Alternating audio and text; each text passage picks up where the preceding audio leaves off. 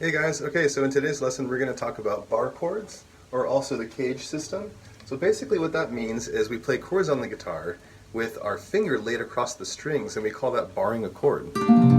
So if I take my first finger and I lay it across all the strings, say I'm on the 3rd fret here, okay, just to give you an example, that's called a bar chord if I'm going to hold my finger across those strings, and then based on where I put my other fingers, creates a certain type of bar chord. So this happens to be a G chord. Okay. So the basic idea is we're going to take the chords that we already learned in open position. So a C chord, an A chord, a G chord, an E chord, and then also a D chord. Okay. So those 5 shapes are commonly associated with the cage system because those shapes can be moved around the guitar. Now before we get into anything complex about how to do D chords up higher on the guitar or G chords higher up on the guitar, we're going to talk about the A and E shapes because these are the 2 most useful ones that you want to learn in the beginning. So 90% of the time we're going to play our bar chords with either an A shape or an E shape. Okay? So for example, what I mean is if we take an E chord, so E major, like this right here, now if we take our first finger and lift it up, and then recreate that same shape with our other fingers, leaving our first finger free, we have the same shape as we did before, so it's an E chord shape, but now we're using different fingers. So we're going to use our 3rd finger, our pinky, and also our middle finger. So our first finger is free now. So you can actually just put it up here for a second, and you can see, oh, I'm playing an E chord, but I have my first finger barred across the top here. So if I move this shape up, say I go to 5th fret here, so I have frets 5, 5, and 4 for these fingers, and I put my first finger down on 3, we have a G chord because we're starting on 3, and 3 is the G note. Okay? So basically, what we've done is we've taken an E chord shape, and we just moved it up to 3. Now we have a G chord. If I move it up to 5, first finger being on 5, other fingers being on 7, 7, and 6, we have an A major chord. If I move it up here to 7, we have a B major chord. So we can take this shape and create major chords all over the guitar. So that's how we can get chords like F sharp or G sharp. Just basically wherever we move the chord is going to create a major chord shape. Okay, so we call those movable chords, or also called bar chords. So for the A major chord, what we're going to do is take that same concept, think of an A major chord like this, but now think of the version when we play with just one finger, like that. But we need our first finger, so we're going to actually replace it with the 3rd finger, just like that, okay? And then, again, we're going to slide that up to the 5th fret, so think 5, 5, 5 for those 3 fingers. So this finger actually has to lay down and bar those 3 notes, okay? Then we're going to put our first finger up here on 3. So now we're going from the 5th string root. Before we were on the 6th string, but now we're starting from the 5th string because an A major chord starts on the 5th string. So that's important too. All of the A chords give us bar chords starting on the 5th string, and the E chords give us bar chords starting on the 6th string. Okay.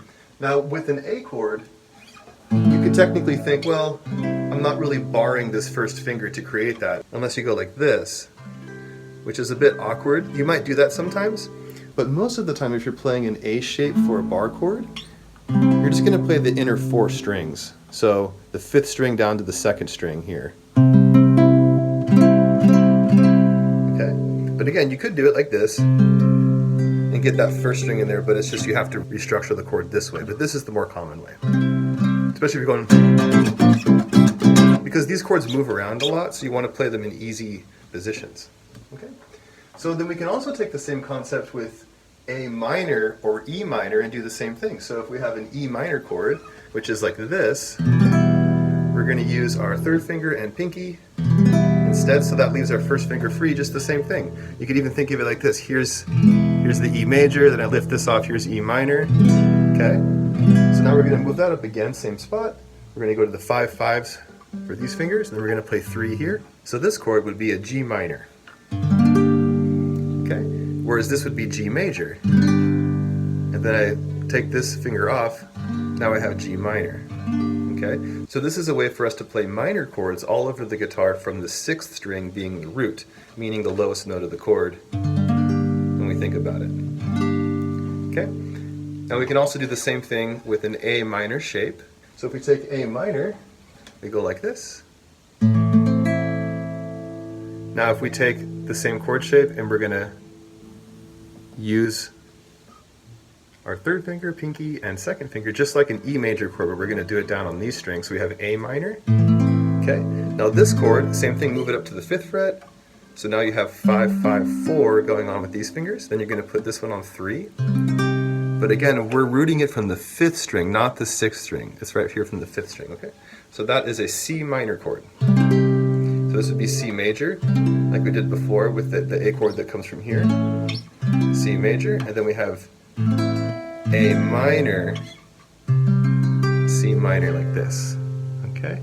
So you can start to see that, again, A minor chord, moved up to the 3rd fret, is a C minor chord. If we go up here, it's D minor, here is E minor. So it's just about where we place our 1st finger, or the root of the chord, as we say. Okay, and that's pretty much it for the beginning when it comes to bar chords. You just want to really get these ones down. You want to be able to play major and minor chords from the 6th string root, and also major and minor chords from the 5th string root, and be able to move those down. So as you start applying some of these bar chords to songs, you might notice that you're going to be moving from string to string and playing a combination of major chords and minor chords. So for example, if I take a song in open position that goes A minor, G major, and then I go D major, and then back to A minor, okay? Well, if I do that with bar chords, it would be up here. It'd be A minor, G major, and then I could do D major here, and then back to A minor, like that. So it gives us different options on the guitar, and we can play up higher on the guitar, get different voicings with our chords, okay?